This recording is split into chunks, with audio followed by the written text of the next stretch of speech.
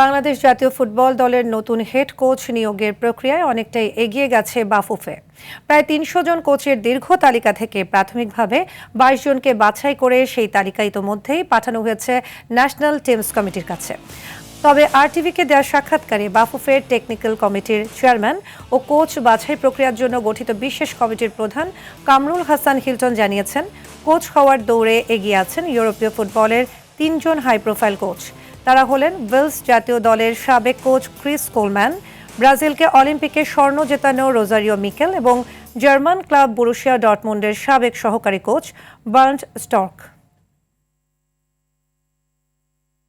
Rosario মিশেল, তারপরে হলো Coleman, আর একজন আছে বার্নস্টক।